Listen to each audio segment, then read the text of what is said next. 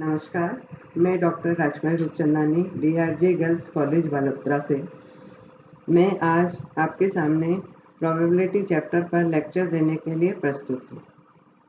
In present time, since most things are uncertain and hard to predict beforehand, theory of probability plays an important role in understanding the order of an event happening and to take decision based on it. Probability means the ratio of favorable events to the total number of likely events. Probability is the number between 0 and 1 where, roughly speaking, 0 indicates impossibility and 1 indicates certainty. For example, a coin has two faces, one head and other tail. A probability of showing the head when the coin tossed in air is to be found, it will be 1/2 or 0.5, and so also the probability of showing the tail will be 1/2 or 0.5।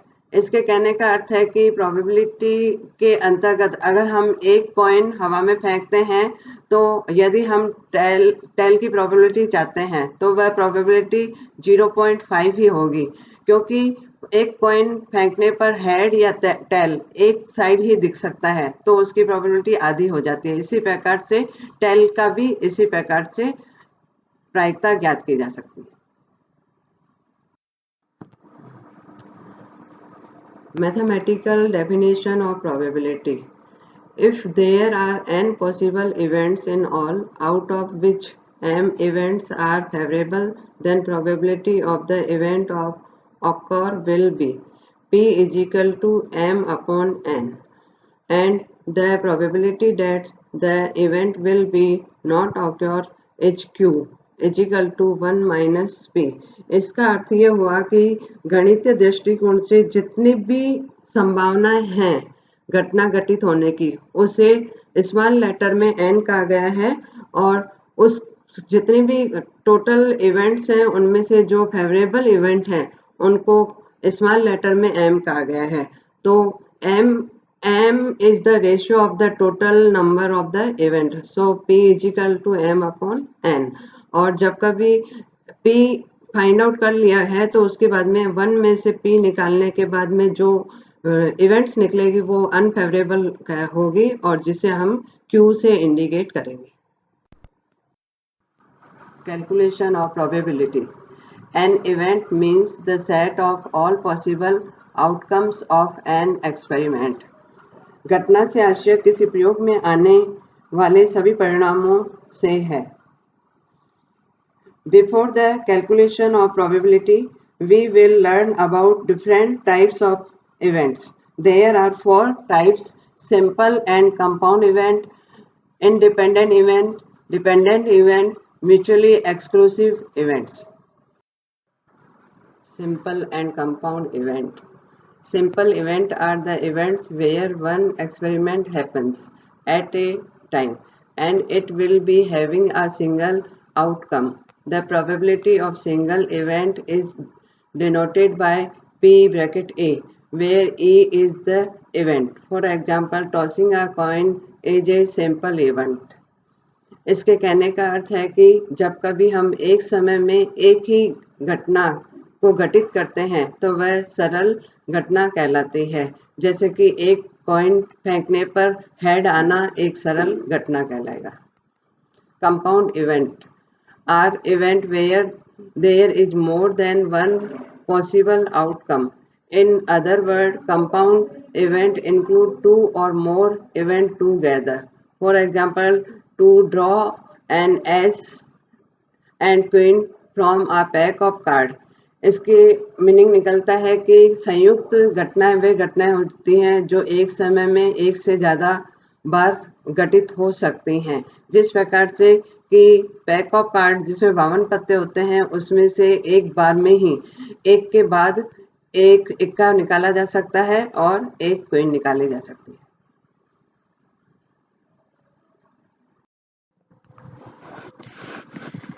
Independent events. If happening of a certain event does not in any way affect the happening or not happening of some other subsequent event, then the two events are said to be independent events. For example, probability of drawing a black card from a pack of 52 cards is 26 by 52. If the first drawn card is replaced and again one card drawn, still the probability of drawing a black card will be 26 by 52. इसके कहने का अर्थ है कि यदि pack of card जिसमें 52 card होते हैं उसमें से पहले ब्लैक पत्ता कोई निकाला जाए तो उसकी प्रोबेबिलिटी बन जाएगी 26 बाय 52 और वह पत्ता पुनः गड्डी में रख दिया जाए और उसके बाद हम एक पत्ता फिर काला निकालना चाहें तो उसकी प्रोबेबिलिटी भी 26 बाय 52 ही बनेगी। तो इस तरह से ये दोनों घटनाएं इंडिपेंडेंट इवेंट कहलाएंगी। Dependent event. If the happening of one event affected the happening of the some other event, the two events are said to be dependent event. For example, in a pack of 52 cards, there are 4 S's. If one card is drawn, probability of it being 1S will be 4 by 52.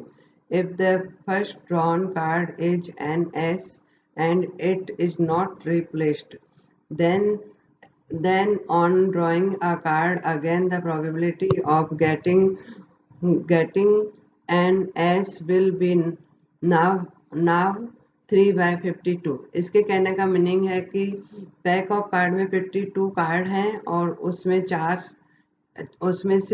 चार इक्के हैं और एक इक्का निकाला जाए तो उसकी प्रोबेबिलिटी बनती है 4 बाय 52। लेकिन वह निकाला गया पत्ता पुनः उस गड्डी में नहीं रखा जाए तो ऐसी कंडीशन में उसके बाद पत्ता या एक निकालना हो तो प्रोबेबिलिटी बनती है 3 बाय 51। इसका मतलब दूसरी वाली घटना को पहली वाली घटना ने प्रभावित किया तो इसे डिपेंडेंट इवेंट कहेंगे। Mutually exclusive event. Two or more events are called it mutually exclusive if the occurrence of any of them excludes the occurrence of other.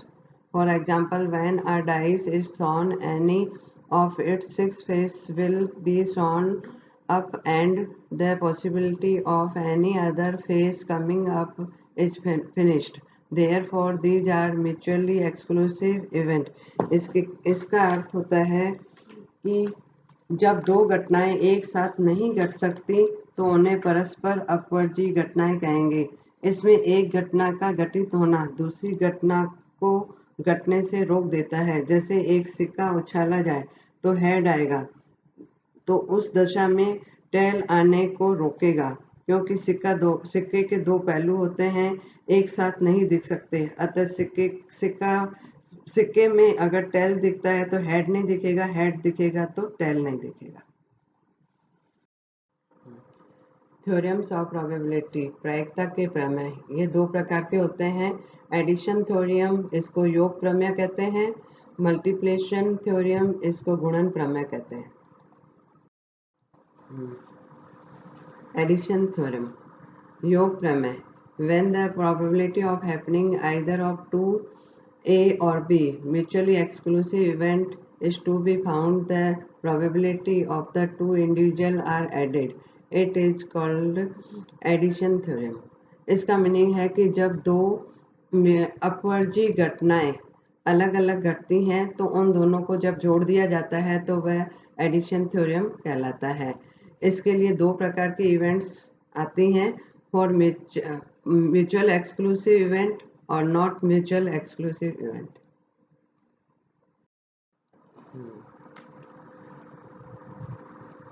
Addition theorem में म्यूचुअल एक्सक्लूसिव इवेंट का example है कि और उसका formula होता है P bracket A और B equal to P bracket A plus P bracket B। P bracket A का मीनिंग है कि A इंडिविजुअल इवेंट जो हैपनिंग है, और इसी प्रकार से जो दूसरी इवेंट हैपनिंग है वह पी ब्रैकेट बी कहलाएगी।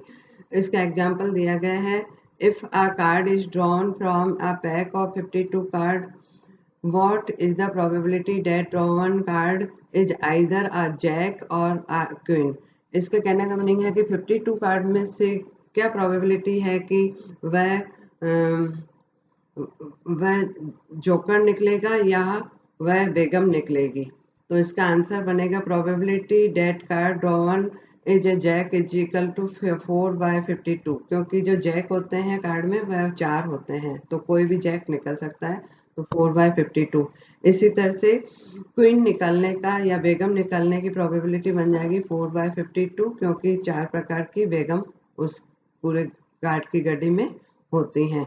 अब दोनों इंडिविजुअल जो प्रोबेबिलिटीज बनी हैं 4/52 एंड 4/52, तो जिस प्रकार से क्वेश्चन में दिया हुआ है कि drawn card is either a jack और अ क्वीन, मतलब या तो वह जैक होना चाहिए या क्वीन होनी चाहिए। तो जहां या की स्थिति होती है वहां एडिशन थ्योरम अप्लाई होता है, तो इसका आंसर बन जाएगा 4/52 + 4/52 is equal to 2/13। Not mutually exclusive event.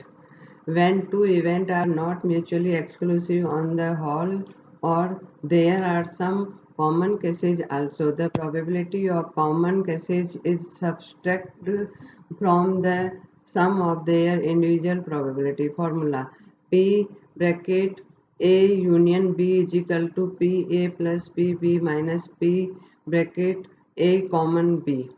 Date इस फॉर्मूले का मीनिंग होता है कि प्रोबेबिलिटी ए और बी जो इंडिविजुअल है उन दोनों को जोड़ दिया जाएगा और उनमें से जो कॉमन होगा उसे घटा दिया जाएगा। तो according to example, what is the probability of drawing a card of spade or a king from a pack of card?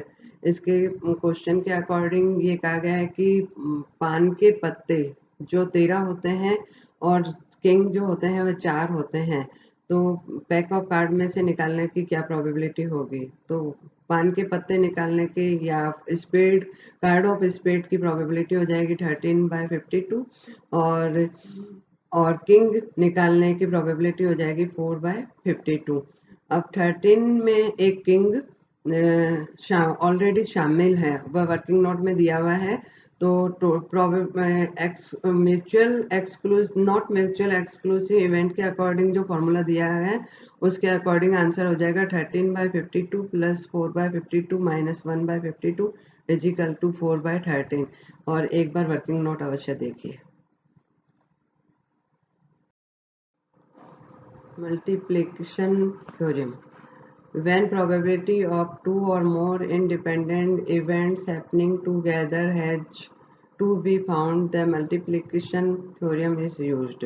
इसके कहने का मीनिंग है कि जब दो या दो से अधिक स्वतंत्र घटनाएं घटती हैं तो उनका आपस में जो प्रोबेबिलिटी फाइंड आउट की जाती है वह मल्टीप्लिकेशन थ्योरम के द्वारा ज्ञात की जाती है।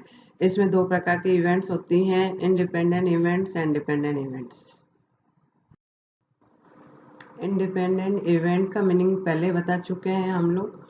इसमें ये होता है कि प्रत्येक घटना इंडिविजुअल रूप से अलग अलग घटित हो जाती है, और ऐसी घटनाओं में जब ये कहा जाता है कि ये घटना घटी और ये दूसरी घटना घटी, तो इसमें और शब्द आता है, और को इंग्लिश में एंड वर्ड कहा गया है, और इसके अकॉर्डिंग फॉर्मूला जो बनता है P is equal to A and B is equal to P into P probability bracket A into probability B. According to this formula, example, 2 dice are thrown 3 times. What is the probability that the total of the pair is 10 for the first throw, 11 is the second throw and 12 in the third throw? इस question का कहने का meaning है कि जब कभी हम 2 dice एक साथ में 3 बार फेंके तो क्या प्रोबेबिलिटी बनती है कि वह 10 उसमें 10 आए, या दूसरे थ्रो में 11 आए और तीसरे थ्रो में 12 आए। तो जब कभी इस तरह की कंडीशन आती है कि पहले थ्रो में 10 आए और दूसरे थ्रो में 11 आए और तीसरे थ्रो में 12 आए, तो ये और शब्द आ रहा है, तो इसमें हम मल्टीप्लिकेशन थ्योरम अप्लाई करेंगे। तो इस कंडीशन में हम यदि 2 डाइस एक साथ फेंक जाए और 10 की टोटल आनी चाहिए तो वह 3 टाइम आएगी। तो पहली प्रोबेबिलिटी बन जाएगी 3/36। अगर हम 11 की टोटल लाना चाह रहे हैं 2 डाइस फेंकने में तो वह 2 बार आएगी, तो 2/36। और जब हम 12 टोटल लाना चाह रहे हैं दोनों डाइस फेंकने पर तो वह 1 टाइम आएगी। ये आपको अगली स्लाइड में हमने वर्किंग नोट में दिखाया गया है कि किस प्रकार से 3/36 बनते हैं और 2/36 बनते हैं और 1/36 बनते हैं। उसके बाद में जब कभी ये 3 प्रकार की इवेंट हमने फाइंड आउट कर दी है और तीनों प्रकार के इवेंट इंडिपेंडेंट है, इनको आपस में मल्टीपल किया तो 3/36 into 2/36 into 1/36 is equal to 1/776। Total of 10, total of 11 and total of 12। ये आपके 2 डाइस अगर हम देखते हैं तो 1 डाइस को हम कांस्टेंट रख देते हैं कि फर्स्ट फेज में हमेशा हमको 1 दिखे, फिर दूसरी बार हम कांस्टेंट 2 डिजिट रख देते हैं, third time constant 3, fourth time 4, fifth time 5 and six time 6। और एक जो डाइस है उसको बार बार चेंज करते जाए तो 1 2 3 इस तरह से ये वर्किंग नोट बन करके आपको टोटल बता रहा है कि जो 10 की टोटल हुई है वह 4 6 5 5 और 6 4 से बनी है। 11 की टोटल 5 6 और 6 5 से बनी है और 12 की टोटल 6 6 से बनी है। डिपेंडेंट इवेंट इसका मतलब बताया था आश्रित घटना। इसमें एक घटना घटित होने पर दूसरी घटना पर उसका प्रभाव पड़ता है। जैसे कि एग्जाम्पल दिया हुआ है, 2 card are drawn from a pack of 52 card 1 by 1 without replacement. ये विदाउट रिप्लेसमेंट इम्पोर्टेंट चीज है। इसके कहने का मतलब है कि 52 कार्ड में से एक के बाद एक पत्ता निकाला जाता है, लेकिन जब पहला पत्ता निकाला जाता है तो उसको रिप्लेस नहीं किया जाता है, अर्थात वापस नहीं रखा जाता है। तो ये कह रहा है find out the probability that card are a queen and a king. इसका मतलब जब फर्स्ट टाइम क्वीन निकालेंगे तो टोटल कार्ड हमारे पास 52 थे, तो 4/52 हो जाएंगे क्योंकि 4 क्वीन होती है इन 52 कार्ड में। तो पहली प्रोबेबिलिटी हो जाएगी 4/52। लेकिन ये एक कार्ड जब हमने निकाला तो वापस हम इसको रिप्लेस नहीं कर रहे, तो अब टोटल कार्ड है हमारे पास 51 ही रहेंगे। तो सेकेंड टाइम प्रोबेबिलिटी हो जाएगी किंग के लिए 4/51। 4 इसलिए क्योंकि 4 किंग ऑलरेडी इस 51 कार्ड में हैं। तो पहली प्रोबेबिलिटी 4/52, सेकेंड प्रोबेबिलिटी 4/51। तो इस प्रकार से ये दूसरी घटना पहली घटना पर आश्रित हो गई और इसका आंसर निकालने के लिए 4/52 इंटू 4/51 इज इक्वल टू 4/663 होगा। Thank you. I will come back with part second of probability.